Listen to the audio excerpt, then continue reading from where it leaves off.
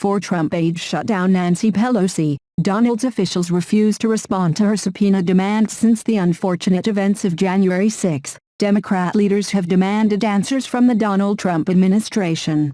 Many blamed the former president for inciting violence on that day.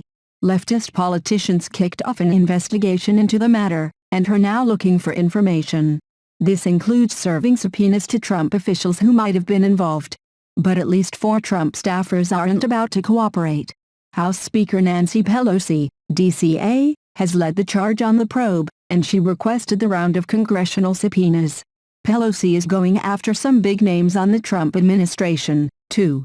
And at this point, the House committee has served those subpoenas, in a demand for testimony. But Trump's aides apparently aren't responding. Like former President Trump, they'll likely remain firmly against the Democrat accusations, and aren't about to bow down to Speaker Pelosi.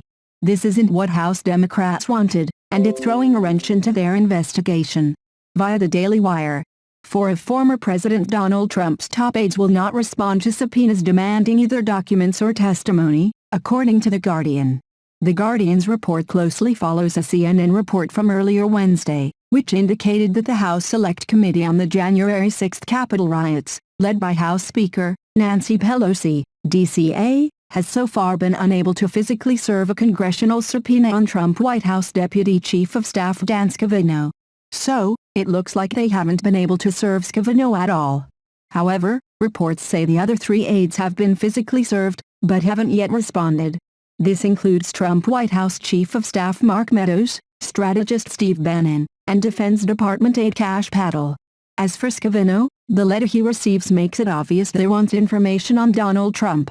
Specifically, they want Scavino to testify as to the president's movements on January 6, and the broader communication strategy the White House had in the lead-up to the January 6 rally.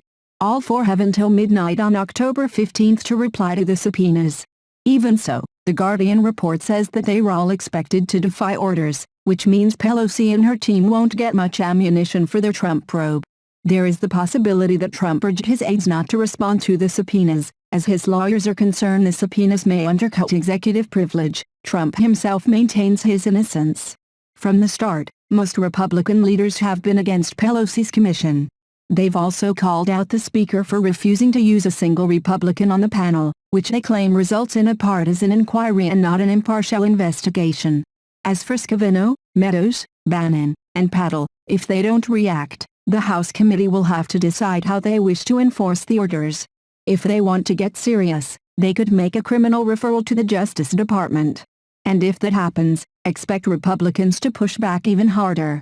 In reaction to the commission, some Republican leaders have flipped the script, and have called for an investigation into Pelosi's role in the January 6 incident. Democrats have mostly ignored this. It doesn't look like leftist leaders are about to let January 6 go, however, and continue to insist that Trump was partly responsible.